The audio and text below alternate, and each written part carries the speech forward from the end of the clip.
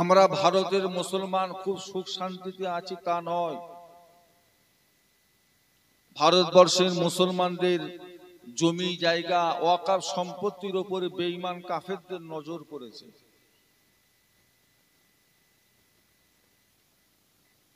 ভারতবর্ষের মুসলমানদের এখন একটা আল্লাহর তরফ থেকে কঠিন পরীক্ষার সম্মুখীন হতে হচ্ছে।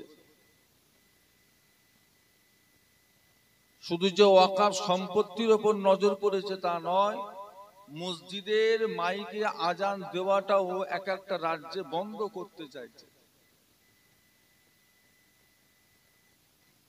শুধু বন্ধ করেছে তা নয়, যে আজানটা দিয়েছিল তাকে 6 মাস সাসপেন্ড করেছে। 6 মাস ওই ব্যক্তিটা মুয়াজ্জিন হতে পারবে না। অপরাধ কি? আজান দিয়েছে। তাহলে বুঝতে পারছেন আস্তে আস্তে আমাদের অবস্থাটা কোথায় গিয়ে পৌঁছাচ্ছে। কঠিন আমরা একটা মুসিবতের ভেতরে পার করছি সময়, জানি না এর শেষ কোথায় গিয়ে দাঁড়াবে, কি হবে, কি হতে পারে।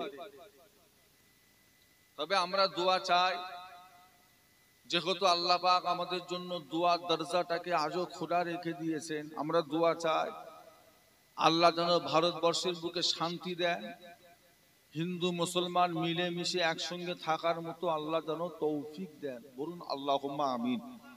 সকলে মিলে বলুন। তবে প্রয়োজন পড়লে ব্যবস্থা নিতে হবে। নামাজ পড়া যেমন ফরজ, রোজা রাখা যেমন ফরজ, হজ করা যেমন ফরজ, যাকাত দেওয়া যেমন ফরজ, আল্লাহর দ্বীন ইসলামকে টিকিয়ে রাখার জন্য যুদ্ধ জিহাদ করাটাও এটাও মুসলমানের জন্য হলো ফরজ।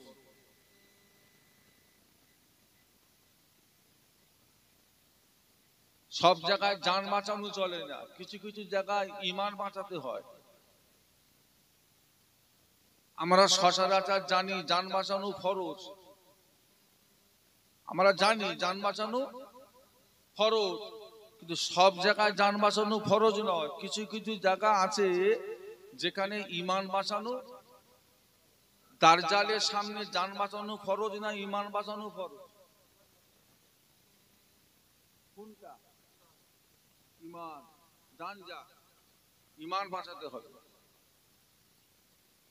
আপনার ঘরের সামনের মসজিদে যদি ভাঙচুর হয়, অশান্তি করে, শয়তানি করে, বাঁদরামি করে, আপনি চুপচাপ দাঁড়িয়ে দাঁড়িয়ে দেখবেন? ওই রকম পজিশন যদি আসে, ওই রকম যদি হয়, সেখানে আমাদের জান বাঁচানো ফরজ না ঈমান বাঁচানো ফরজ? ঈমান বাঁচানো ফরজ।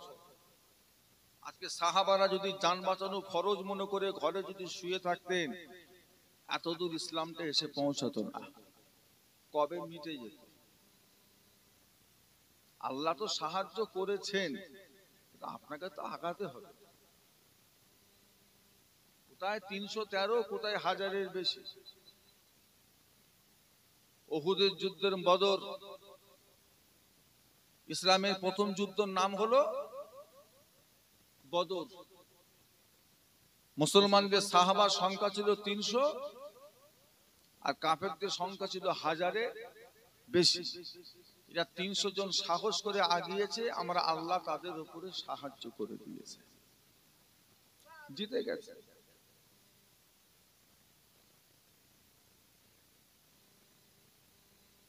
আজ আমরা এত সমস্যার ভেতর দিয়েও আল্লাহ পাক আপনাকে আমাকে একটা সুন্দর পরিবেশে নিয়ে এসে বসিয়েছেন।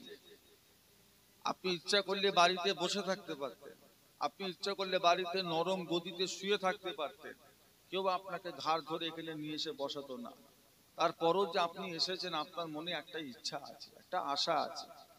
কেন এলেন? কিসের জন্য এলেন? ফুলফুরা শরীফের মুফতি আজম, বাংলা আসামের হাদি আলা হযরত মির্জা হুজুর কিবলা রহমাতুল্লাহ আলাইহি বলতেন, বাবা, জলসা মাহফিল গুলো হলো, মিলাদুন নবীর মাহফিল গুলো হলো মুসলমানদের মুরব্বীদের একটা শিক্ষা প্রতিষ্ঠান, একটা মাদ্রাসা। যে সমস্ত মুরব্বী মানুষরা শরিয়তি মাসলা কিছু জানে কিছু জানে না, যাদের জানার ভিতরে কিছু কমজোরি আছে, চলাফেরার ভিতরে কিছু ভুল ত্রুটি আছে, ওনারা যদি একটু খেটে খুঁটে মাহফিলে গিয়ে বসে, আলেম উলামা হযরতরা যদি একটু মাসলা মাসাইল নিয়ে আলোচনা করে, তা নিজেরা নিজেদের ভুলগুলো তারা ঠিক করে নিতে পারবে। এটা হলো মাহফিলে বসার মূল উদ্দেশ্য। এবার এখানে বসেছেন, আপনার কবরবাসী সওয়াব পাবে। আপনি এখানে এসে বসেছেন, আপনাকে লাস্টে তাবারক দেওয়া হবে। আপনি এখানে বসে সুবহানাল্লাহ আলহামদুলিল্লাহ বলবেন, তাতে আপনিও কিছু সওয়াব পাবেন। এগুলো পরের কথা, মূল উদ্দেশ্য হলো ইলম। আল্লাহ রাসূল বলেছেন, তালাবুল ইলমি ফারিদাতুন আলা কুল্লি মুসলিম। প্রত্যেকটা মুসলমান নর নারীর জন্য শরিয়তি ইলম শিক্ষা করাটাকে আল্লাহ ফরজ করে দিয়েছেন। যেই ব্যক্তিটার ভিতরে শরিয়তি ইলম নেই, জ্ঞান নেই, ওই ব্যক্তিটার কাছে গরুর গোবর আর হালুয়ার মধ্যে কোনো পার্থক্য নেই। ওর কাছে দুটোই এক। এই দুটোর ভিতরে পার্থক্য করে দেবে শুধুমাত্র ইলম। এবার আপনি আমাকে বলবেন, হুজুর কতটা ইলম? ইলম শিক্ষা করা যে ফরজ, তার মাপকাঠি কতটা? কতটা শিক্ষা করা ফরজ? না, যতটুকু শিখলে আপনি শরিয়ত মোতাবেক চলাফেরা করতে পারবেন, অতটুকু ইলম শিক্ষা করা আল্লাহ আমাদের প্রত্যেকের জন্য ফরজ করে দিয়েছে।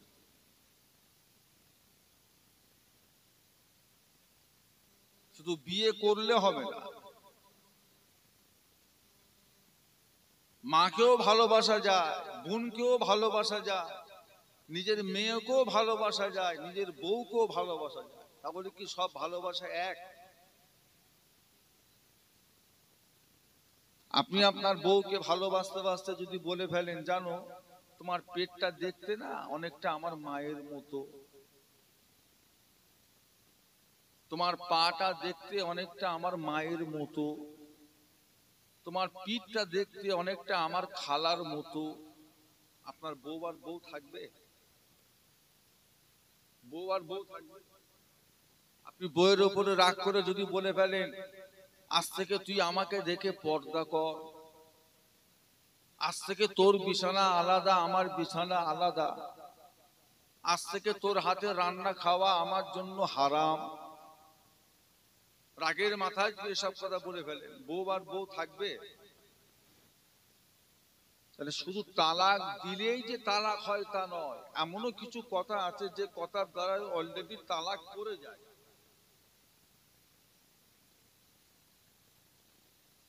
বিয়ে করবার আগে এই ইলমটা শিক্ষা করা আপনার জন্য ফরজ।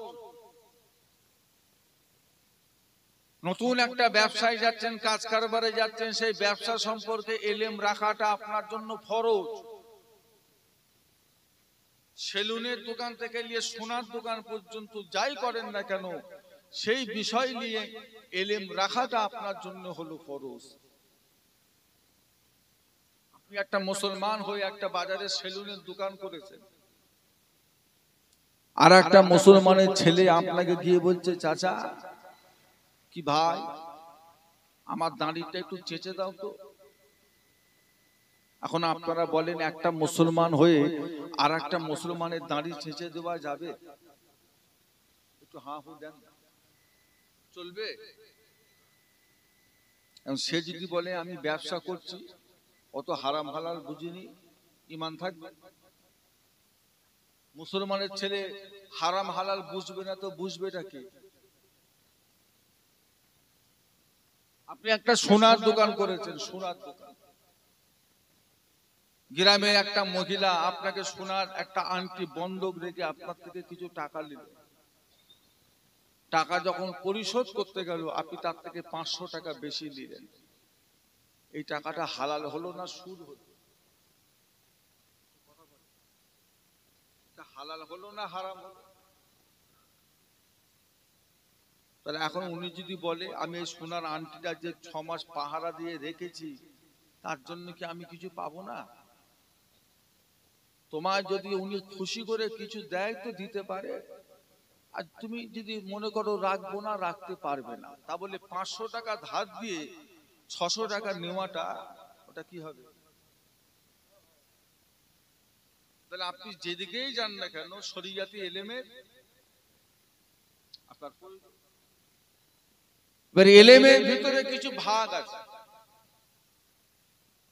কিছু এলেম আছে ইলমে আকায়েদ, কিছু এলেম আছে ইলমে আমাল, কিছু এলেম আছে ইলমে মুআমালাত, আবার বেশ কিছু এলেম আছে ইলমে সিয়াসাত। ইলমে সিয়াসাত কাকে বলে? রাজনীতিগত এলেম। ভারতবর্ষে যেমন একটা নীতি চলে, বাংলাদেশ পাকিস্তানে যেমন একটা নীতি চলে, আল্লাহর কোরআনেরও একটা নিয়ম নীতি চলে। আমি জানি না ভারতবর্ষের কোন মানুষ যদি একটা মোবাইল ফোন চুরি করে তার কি শাস্তি আছে। বাংলাদেশের কোন চোর যদি কারোর থেকে 1 লক্ষ টাকা চুরি করে তার কি শাস্তি আছে আমার জানা না।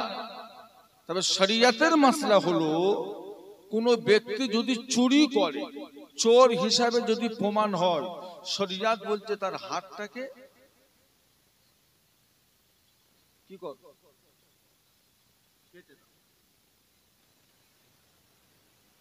আচ্ছা একটা চোরের যদি হাত কাটা হয়, এই গ্রামে আর একটাও চোর থাকবে? ঠান্ডা হয়ে যাবে। শরিয়তের মাসলা হলো কেউ যদি মদ খায়, শরাব পান করে, শরিয়ত বলছে তাকে গাছে বেঁধে 70টা চাবুক মারো। কোনো ছাড় নেই যে এবারের মতো ছেড়ে দাও, পরের বার থেকে খেলে মারবে না। তাহলে আরো দুটো মাতাল খোর তারাও এসে বলবে এবারের মতো ছেড়ে দাও, পরের বারে শাস্তি দেবে। দিন দিন মাতাল বেরিয়ে যাবে। একটা ধরা পড়েছে, একটাকে গাছে বেঁধে 70টা চাবুক। পাড়ার লোক আর মদের দিকে ফিরে তাকাবে। আর যদিও খায়, যতক্ষণ না ঘোর কাটে গ্রামে ঢুকবে।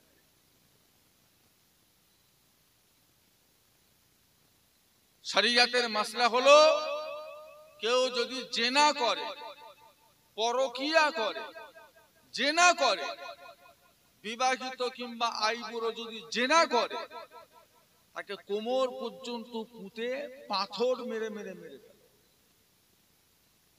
বুঝতে পারছেন? এটা শরিয়তে আল্লাহর কোরআনের হুকুম। যদিও আমাদের দেশে এই নিয়ম নীতি চলে না, তবে শিক্ষাটা রাখা হলো ইমানদারের জন্য ফরজ। দ্বিতীয় নাম্বার হলো ইলমে মুআমালাত। মুআমালাত মানে হলো সম্পর্ক। আল্লাহ পাক আমাদের জন্য দুনিয়ার বুকে একটা মুসলমান আর একটা মুসলমানের সম্পর্ক আল্লাহ ভাই করেছেন। তবে একটা মুসলমান মহিলা আর একটা মুসলমান আল্লাহ ভাই বোন সম্পর্ক করেছেন। তবে আল্লাহ আমাদের জন্য কিছু মহিলাকে বিয়ে করা হালাল করেছেন, আবার বেশ কিছু মহিলাকে বিয়ে করা আল্লাহ আমাদের জন্য হারাম করে দিয়েছেন। কিছু মহিলার চেহারা দেখাটাকে আল্লাহ জায়েজ করেছেন, কিছু মহিলাকে পর্দা করাটাকে আল্লাহ ফরজ করে দিয়েছেন। এই বিষয়ে ইলম রাখাটা প্রত্যেকটা ঈমানদারের জন্য হলো ফরজ। সবার ঘরে আপনি ঢুকতে পারবেন না, সবার বাড়িতে আপনি প্রবেশ করতে পারবেন না, আর সব মহিলাকে ইচ্ছা করলে আপনি বিয়ে করতে। 14টা মহিলাকে বিয়ে করা আল্লাহ হারাম করেছেন, 14 রকমের মহিলা। নিজের বোন, নিজের বোনের মেয়ে, নিজের ভাই, নিজের ভাইয়ের মেয়ে, নিজের খালা, মামা সম্পর্কে, শালি সম্পর্কে, দুধ ভাই, দুধ বোন, কি আপনার বাবার দুটো বিয়ে, তার একটা অন্য পক্ষের মেয়ের সাথে বিয়ে করা, নিজের ফুপুর সাথে বিয়ে করা, এগুলো কি বলেন না? ছেলে যদি এই শিক্ষা না পায়, ও তো কোনদিন খালাকে নিয়েই পালাবে। ছেলে যদি এই শিক্ষা না পায়, ও তো মামা হয়ে ভাগ্নিকে বিয়ে করে বসে থাকবে। ছেলে যদি এই শিক্ষা না পায়, ও তো একটা বিয়েওয়ালা মেয়েকে গিয়ে আবার বিয়ে করবে। দু ছেলের মা, অলরেডি সে সংসার করছে, একটা আইবুড়ো ছেলের সঙ্গে চলে গেছে, বারাসাত কোর্টে গিয়ে বিয়ে করে বসে আছে। আচ্ছা, প্রথম পক্ষ তালাক দিয়েছে, প্রথম পক্ষ যতদিন না তালাক দেবে, দ্বিতীয় পক্ষ যতই বিয়ে পড়া, ও বিয়েটা হবে না হবে না? কি বলছেন আপনারা? হবে না। তারপরও যদি জোর করে যদি সংসার করে, যে কটা ছেলে পুলে হবে, এগুলো হালাল জাদা হবে না হারাম জাদা হবে? কি হবে বলে? মুসলমান সমাজ এরকম চলছে না চলছে না? এসব বেঈমানদের কোনো হুঁশ জ্ঞান আছে? কাটটা বেঈমান, হারাম সম্পর্ক রেখে দিয়েছিস। আর প্রথম পক্ষ কি তালাক দিলেই বিয়ে হয়ে যাবে? না, তালাক দেওয়ার পরও 3 মাস 10 দিন তাকে অপেক্ষা করতে হবে। সে সময় এদের কাছে আছে?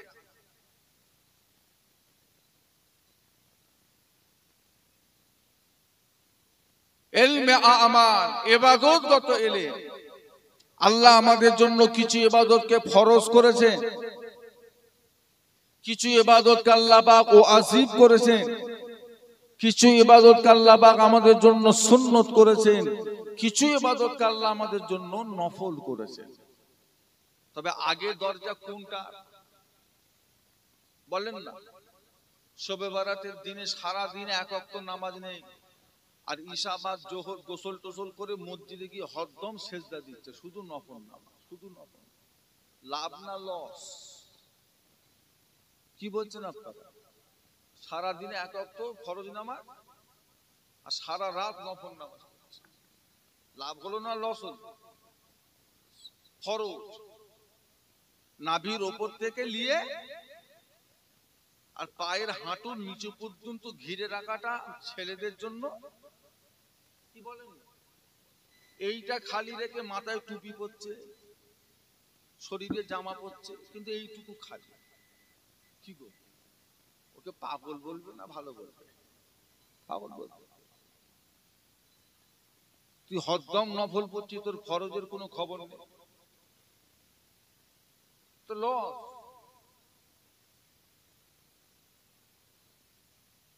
জুমার দিনে মসজিদে যাচ্ছে, শুধু 2 রাকাত ফরজ নামাজ পড়ে পালাচ্ছে। দুখুলুল মসজিদ নেই, তাহিয়াতুল উযু নেই, বাদাল জুম্মা নেই, কাবলাল জুম্মা নেই, আখরির জোহর নেই, সুন্নত নেই, নফল নেই, কিচ্ছু না, 2 রাকাত পড়ছে আর বেরিয়ে পালাচ্ছে। আপনাদের পাড়ার খবর কি? একই অবস্থা, সব ভাইরাস ধরে গেছে। ধানে ফসলে ভাইরাস ধরলে নাই 60টার 20টি দেন, এখন এখানে কি দেবে?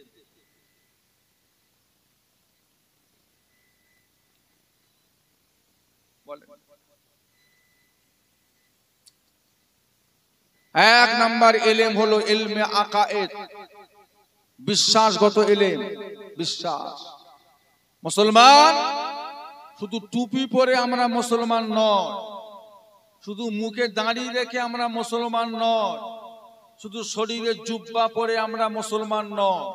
মুসলমান হতে গেলে কিছু জিনিসকে অন্তরে বিশ্বাস করতে হয়, মুখে স্বীকার করতে হয় এবং কাজে করে দেখাতে হয়। তাকে বলা হবে কি? মুসলমান। কটা জিনিস অন্তরে বিশ্বাস করলে মুসলমান হওয়া যায় বলেন? 3টে না 5টা না 6টা না 10টা না 12টা না কটা বলেন? তিনি বলছে 3টে, ওখান থেকে একজন বলেছে 7টা, আরেকজন বলেছে 5টা। কটা?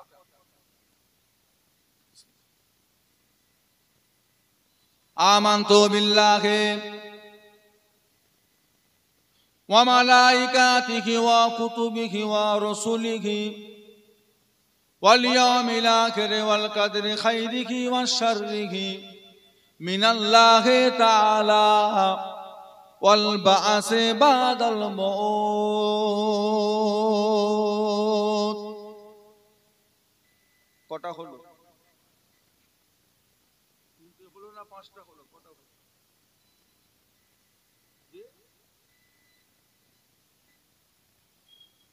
এক নাম্বার হলো আমানতু বিল্লাহ। আপনাকে আমাকে সর্বপ্রথম কার উপরে ঈমান আনতে হবে? জোরে বলে আমানতু বিল্লাহ। আমরা কার উপর ঈমান এনেছি? কোন আল্লাহর উপর? কোন আল্লাহ? লাম ইয়ালিদ ওয়া লাম ইউলাদ, যিনাকে কেউ জন্ম দেয় নাই, যিনিও কাউকে জন্ম দেন নাই।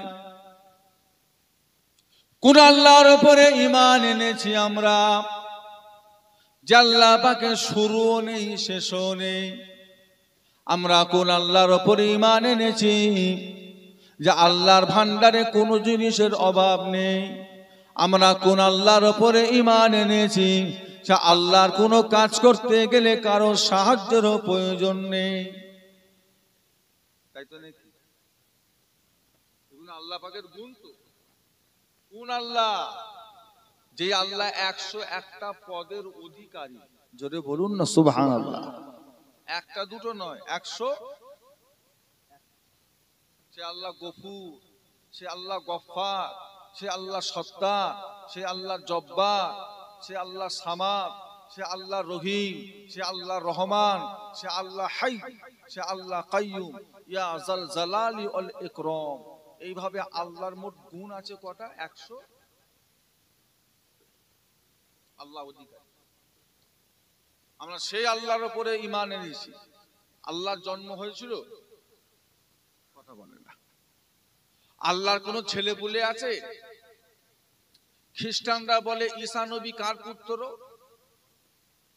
একটু বলেন, ঈসা নবীকে ওরা কার পুত্র বলে? খোদার বেটা, বলে আল্লাহর পুত্র। আবার আমাদের দেশে একটা ধর্ম আছে, তারা বলে তাদের ওই প্রভুর জন্ম হয়েছে কোথায়?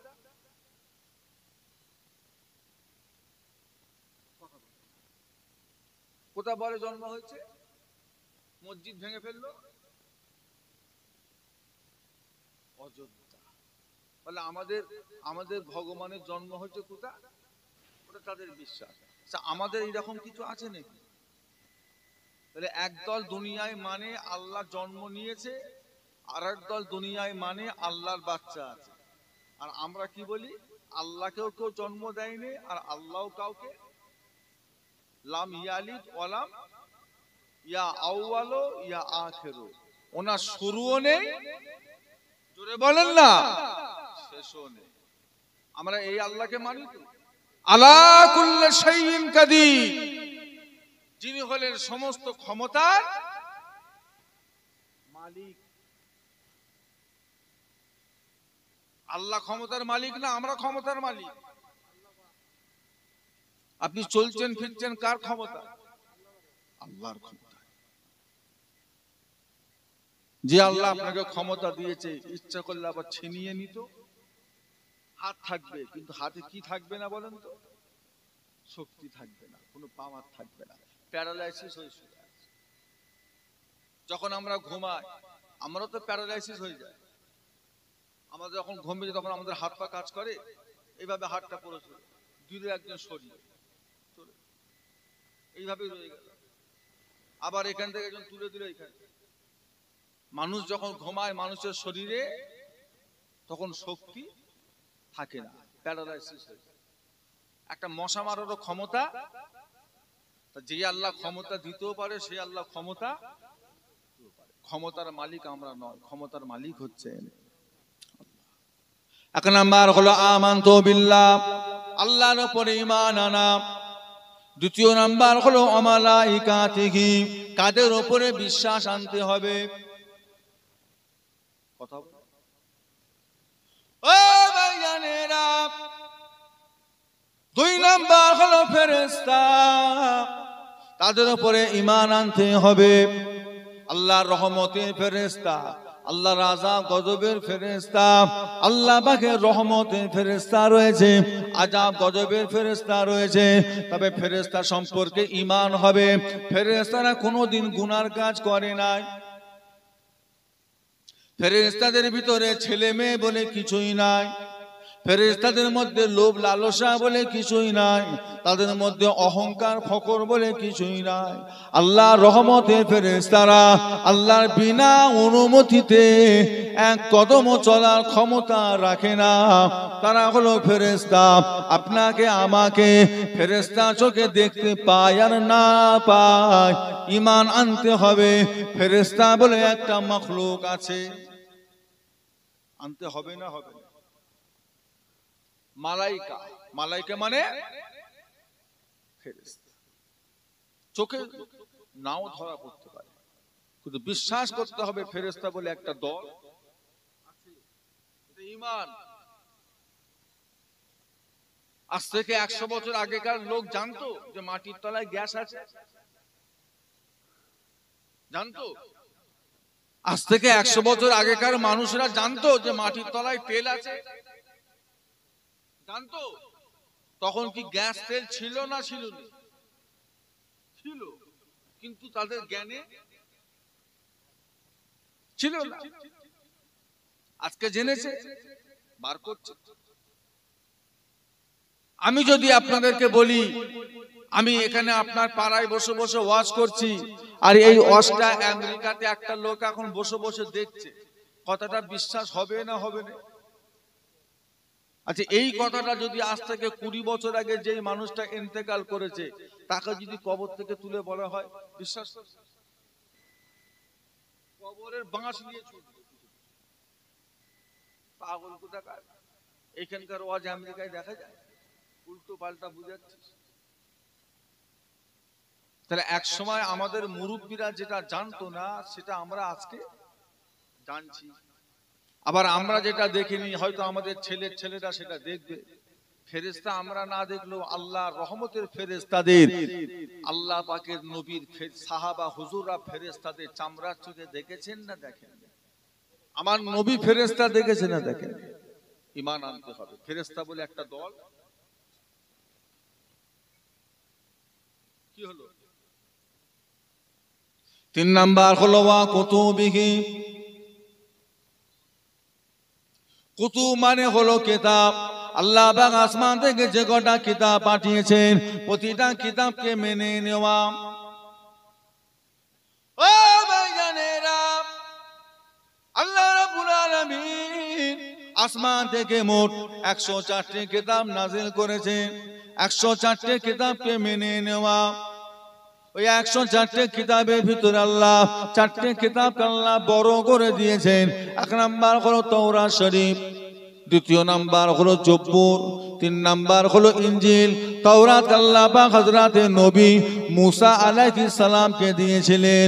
জব্বুর শরীফ আল্লাহ পাক হযরতে নবী দাউদ আলাইহিস সালামকে আল্লাহ দিয়েছিলেন। ইনজিল শরীফ আল্লাহ পাক হযরতে নবী ঈসা রূহুল্লাহকে দিয়েছিলেন।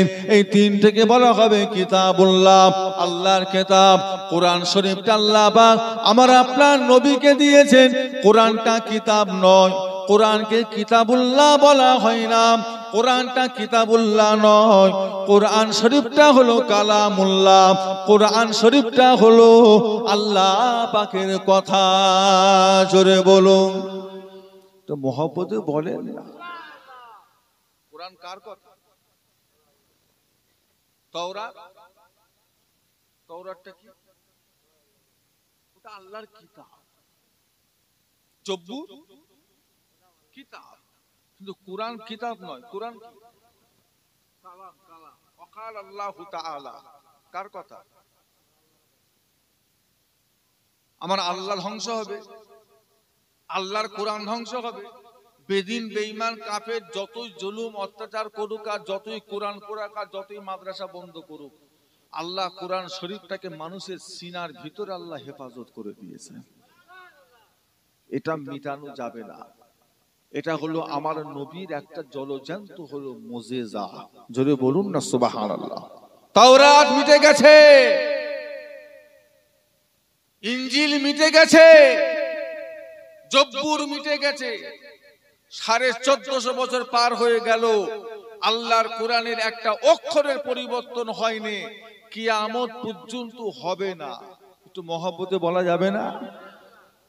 এটা পারবে না। এই কোরআনকে হেফাজত কে করবে? শুরু থেকে শেষ প্রত্যেকটা কথাকে মেনে নিতে হবে। কার কথা বলে? মুসলমান হতে গেলে 3 নম্বর শর্ত। 4 নম্বর হলো ওয়া রাসূলিহি, কাদের প্রতি ঈমান আনতে হবে?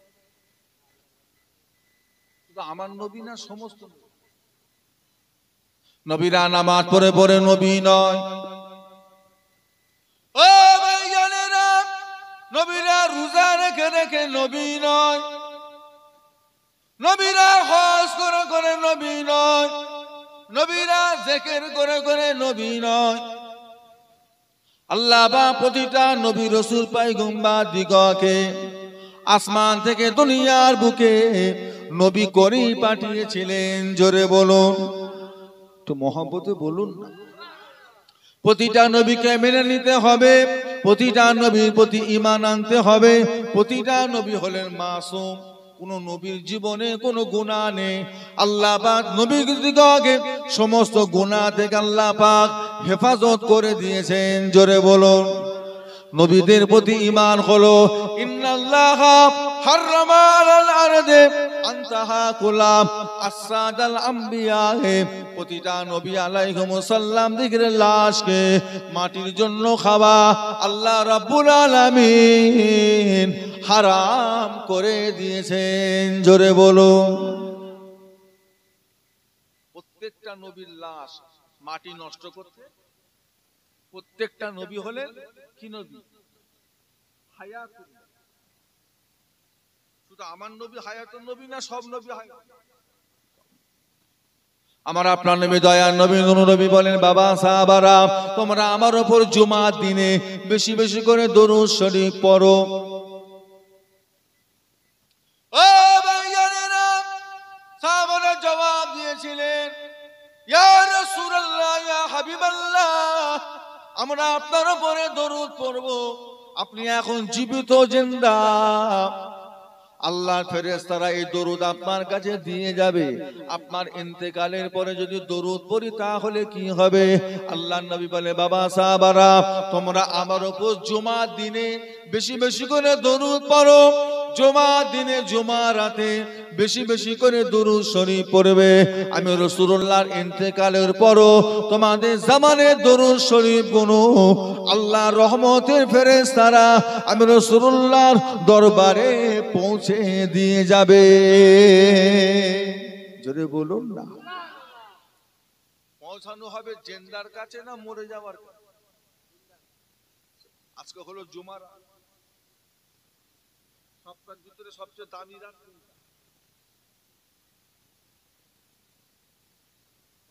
যত খাস খাস ইবাদত আছে, যত দোয়া কবুলের ইবাদত আছে, আজকে রাতে করতে হবে।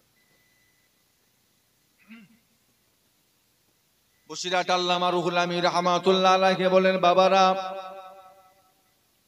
তোমরা যদি আল্লাহ নবীর দিদার চাও, নবীকে যদি তোমরা দেখতে চাও, ও দুনিয়ার মানুষেরা, জুমার রাতে তোমরা ঈশার নামাজটা পড়ে নাও, তারপরে 2 রাকাত নফল নামাজটা পড়বে। প্রথম রাকাত একবার সূরা ফাতিহা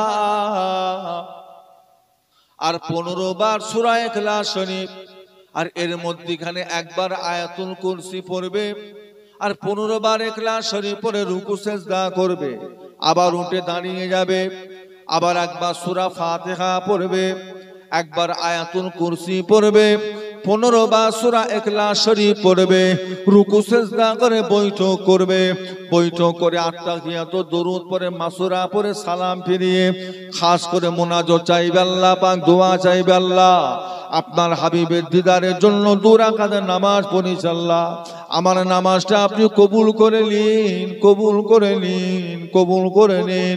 বাড়িতে চলে যাবে উযু হালতে আল্লাহর কাবার দিকে মুখ করে ঘুমিয়ে পড়বে। তোমার নামাজ যদি আল্লাহ দরবারে কবুল হয়ে যায়, সেই রাত্রিতে তোমার সাথে দিন দুনিয়ার বাদশাহ হাবিবুল্লাহ সাথে তোমার দিদার নসিব হয়ে যাবে।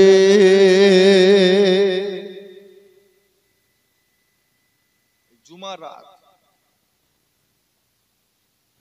আপনাদের আয়াতুল কুরসি মুখস্থ আছে?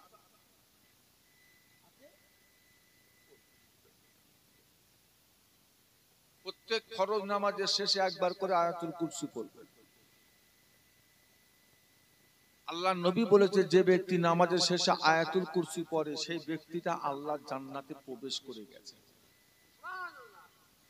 সাহাবারা বলছে, হুজুর কই আমরা যাইনি তো, আমরা পড়ি তো, কই জান্নাতে যাইনি তো। বলে তোমাদের জান্নাতে যাবার বর্ডার হলো তোমাদের